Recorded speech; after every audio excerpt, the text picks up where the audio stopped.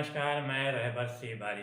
आज के इस बुलेटिन में बात होगी इंडिया गठबंधन की बैठक के निकले निष्कर्ष की, संसद में हो रहे हंगामे की, 142 सांसदों के निलंबन की, मध्य प्रदेश में लाडली बहना की योजना पर खतरे के बादल मंडराने की, और अंत में बात होगी गाजा पट्टी में इजराइल के मारवा टैंक के उड़ रहे परखच्चे की।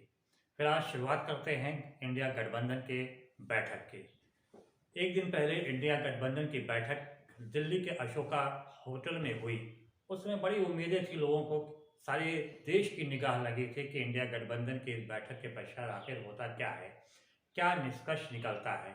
अशोका होटल के बाहर मीडिया कर्मी भी काफ़ी संख्या में मौजूद रहे और सबकी निगाहें सिर्फ इसी पर थी कि आखिर इंडिया गठबंधन किस प्रकार से मोदी के आगे बढ़ने को रोक सकता है।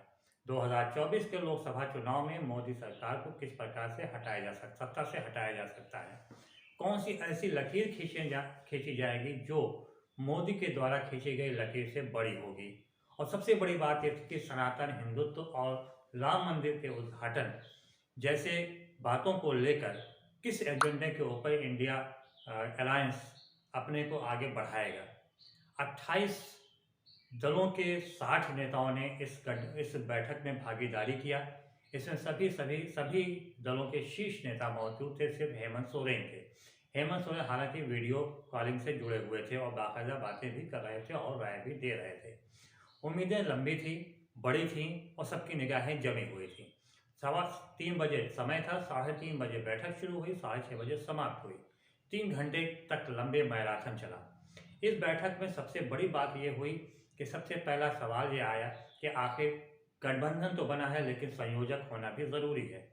जब संयोजक की बात आई तो पश्चिम बंगाल के मुख्यमंत्री ममता बनर्जी ने सीधे तौर पर नाम लिया कांग्रेस के राष्ट्रीय अध्यक्ष मल्लिकार्जुन खड़गे का।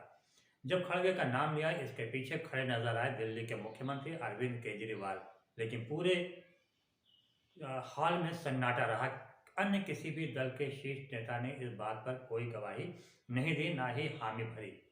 बाद में बात आई कि नहीं जी नहीं, संयोजक बनाया जाए नीतीश कुमार को, क्योंकि पहली बैठक पटना में हुई थी, नीतीश कुमार ने ही बुलाया था। लेकिन नीतीश कुमार भी चुप रहे, बाकी अन्य दलों के नेता भी चुप रहे। तो जाहिर बात है संयोजक पद के लिए भी किसी के नाम पर मोहर नहीं लग सकी इस बैठक के अंदर।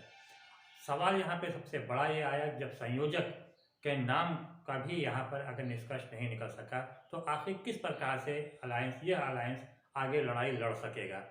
बहरहाल ना तो सनातन हिंदुत्व और राम मंदिर के मुद्दे जैसे मुद्दे पर ही किसी ने आवाज़ उठाई और ना ही इस बात का भी हो सका कि आखिर किस एजेंडे को लेकर ये चुनावी मैदान में उतरेंगे। जाहिर बात है किसी को नहीं पता कि इस 28 जो दल हैं इसमें है कौन कौन। इंडिया गठबंधन में 28 दल जो हैं आखिर ये कौन है। इनमें से 11 दल तो ऐसे हैं जिनका कोई सांसद ही नहीं है। इसमें सबसे बड़ी पार्टी के रूप में अगर देखा जाए तो वो सिर्फ कांग्रेस पार्टी है, जिसके लगभग शायद 52 सांसद मौजूद हैं। अन्य के उसमें टीएमसी देखा जाए तो टीएमसी के भी कुछ हैं। बहरहाल इसमें जो कुल 28 दल है उसमें से 11 ऐसे हैं कि कोई सांसद है ही नहीं। ऐसे में यहाँ पे सवाल ये आता है कि जब तक कि आम जनता जानेगी नहीं कि इस गठबंधन में है कौन और कौन कौन दल हैं, किस प्रकार से चुनाव ये लड़ेंगे और किस प्रकार से इनके वोट एक से दूसरे में ट्रांसफर होंगे, इसको लेकर भी किसी प्रकार का वहाँ पर निष्कर्ष नहीं निकल सका। इसके अलावा सीट शेयरिंग की बात आई तो उस पर भी कोई निष्कर्ष नहीं निकला। यह हुआ कि हाँ इसके ऊपर बैठ के बात किया जाएगा। जिन राज्यों में गठबंधन चल रहा है वहाँ पे जो पहले से सीट शेयरिंग थी उसी सीट शेयरिंग पे लड़ाई लड़ी जाएगी, लेकिन जहाँ पे नया गठबंधन होना है वहाँ पे बैठकर आपस में बात कर लिया जाएगा। लेकिन सवाल ये उठता है कि मात्र 100 दिन या 105 दिन ही लोकसभा चुनाव होने को शेष रह गए हैं। जनवरी से इसके ऊपर बाकायदा कार्य होना प्रारंभ भी हो जाएगा। ऐसे में अभी तक किसी तरह का कोई निष्कर्ष न निकलना इंडिया गठबंधन पर ही सवालिया निशान खड़ा कर रहा है। हालांकि 6:30 बजे जब मल्लिकार्जुन खड़गे बाहर निकले तो उन्होंने बाकायदा घड़ी देखी और मीडिया कर्मियों से कहा कि 3 घंटा गंभीर बातों पर चर्चा की गई, लेकिन ये गंभीर बातें जो हुई भी उसमें निष्कर्ष क्या निकला इस बात का जवाब मल्लिकार्जुन खड़गे भी नहीं दे सके। उन्होंने सिर्फ इतना बताया कि इस बैठक में एक निष्कर्ष निकला कि जो लोकसभा में सांसदों का निलंबन किया जा रहा है। इसके विरोध में 22 दिसंबर को सभी जिलों में विरोध प्रदर्शन किया जाएगा और ये विरोध प्रदर्शन जो है इंडिया गठबंधन के बैनर तले किया जाएगा। कुल मिलाकर देखा जाए तो सिर्फ एक निष्कर्ष निकला, इसका भी कोई निष्कर्ष नहीं है, क्योंकि 22 तारीख को ही लोकसभा का शीतकालीन सत्र समाप्त हो रहा है। ऐसे में इसका कोई औचित्य ही नहीं रह जाता कि इस विरोध प्रदर्शन का भी कोई औचित्य नहीं। अगर विरोध प्रदर्शन करना था तो आज क्यों नहीं, कल क्यों नहीं? आखिर 22 तारीख को क्यों चुना गया जब शीतकालीन सत्र जो है वो समाप्त होने जा रहा है? बहरहाल हाँ, ये चीज़ और तय हुई कि दिसंबर में ही सारी चीज़ों को फाइनल कर लिया जाएगा और ताकि जनवरी के प्रथम सप्ताह से ही चुनावी बिसात बिछाना शुरू कर दिया जाए, अर्थात चुनावी रैलियां भी होनी शुरू कर दी जाए। फिलहाल जब अभी तक कोई निष्कर्ष नहीं निकला तो 11 दिन में क्या निष्कर्ष निकल सकता है ये तो आने वाला वक्त ही बताएगा। बहरहाल मंथन चल रहा है और सबकी निगाहें एक बार फिर से इंडिया गठबंधन पे है कि आखिर इंडिया गठबंधन की अगली बैठक कब होती है और इसमें क्या निष्कर्ष निकलता है, और अगर निष्कर्ष निकलेगा भी तो क्या कोई वाकई सही निष्कर्ष निकल भी पाएगा या सिर्फ एक हवा ही रहेगा और आखिर में आकर फिर बिखरा हुआ विपक्ष नजर आएगा। निगाहें तो सबकी लोकसभा पे भी हैं, जहाँ पे मौजूदा संसद में भी है, जहाँ पे मौजूदा सत्र में शीतकालीन सत्र चल रहा है। इसमें अब तक 142 विपक्षी सांसदों का निलंबन किया जा चुका है। ऐसे में देखा जाए तो दोनों सदनों में, चाहे लोकसभा हो चाहे वो राज्यसभा हो, वहाँ विपक्षी सांसदों की संख्या अत्यंत कम हो गई है। ऐसे में सत्ता पक्ष जो भी बिल लाएगा, जो भी विधेयक लाएगा, उसको आसानी के साथ पास भी करा लेगा। जैसे कहा जा रहा है कई ऐसे विधेयक भी हैं जिनमें बहुत ही सख्त कानूनी नियम भी हैं, अगर उसको पास करा लिया गया तो उससे काफ़ी सख्ती भी हो जाएगी।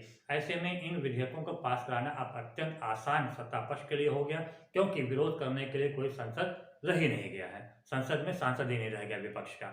बहरहाल ये तो आने वाला वक्त बताएगा कि अभी और किस प्रकार का क्या होता है। खतरा तो काफ़ी मंडरा रहा है बहरहाल विपक्षी सांसदों के ऊपर। खतरा तो मध्य प्रदेश में भी मंडरा रहा है लाडली बहना योजना के ऊपर, क्योंकि जो नई सरकार का गठन हुआ उसमें अभी तक इस बात को लेकर किसी प्रकार की घोषणा नहीं की गई कि लाडली बहना योजना को चलाया जाएगा तो खाते में 3000 रुपये महिलाओं के खाते में जाएगा भी या नहीं। अब इसके ऊपर इसे लेकर हमलावर हो गया है कांग्रेस के नए प्रदेश अध्यक्ष ने बाकायदा कहा भी है कि अब हम इसको लेकर लाडली बहना का जो योजना है इसका लाभ हम दिलाकर ही रहेंगे, और इसके लिए उन्होंने बाकायदा आवाज़ बुलंद करना भी शुरू कर दिया है कि महिलाओं के खाते में आखिर 3000 रुपये कब जाएंगे, चुनाव में जो भी वादे किए गए तो उसको आखिर कब पूरा किया जाएगा। बहरहाल जब भी हो सभी की निगाहें वहाँ पे भी लगी हुई हैं।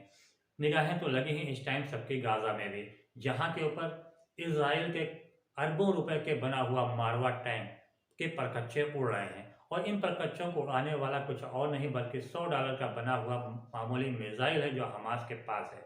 हमास और इजराइल का युद्ध अब काफ़ी तेज़ी के साथ आगे बढ़ चला है। युद्ध विराम के बाद हमास के जो लड़ाके हैं काफ़ी आक्रामक हो गए हैं, उनके पास नए नए हथियार आ गए हैं, लड़ने का तरीका बदल गया है। वो जो बिल्डिंग है उसके मलबे के ढेर में छुप कर हमला कर रहे हैं, जिसका काफ़ी नुकसान इजराइल को हो भी रहा है। आखिरकार इजराइल की सेना के प्रमुख को कहना भी पड़ा कि गाजा में हमें इस तरह की लड़ाई की उम्मीद नहीं थी, हमारी सेना इसके लिए तैयार भी नहीं है कि जिस प्रकार से हमास के लड़ाके लड़ रहे हैं।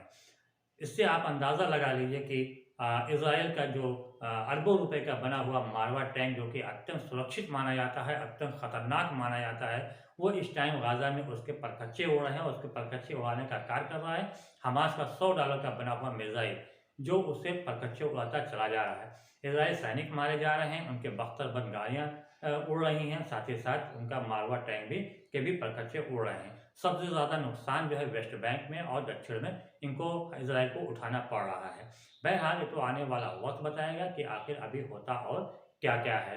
बहरहाल आप भी इंतज़ार कीजिए, हम भी इंतज़ार करते हैं। फिलहाल इंडिया गठबंधन की अगली बैठक का भी इंतज़ार करते हैं और लोकसभा में पारित होने वाले जो विधेयक हैं उनको पारित हो जाने को भी इंतज़ार करते हैं कि आखिर कौन कौन सा विधेयक पारित होता है। फिलहाल रहबर शिवाली को दीजिए इजाज़त। नमस्कार, बहुत बहुत धन्यवाद।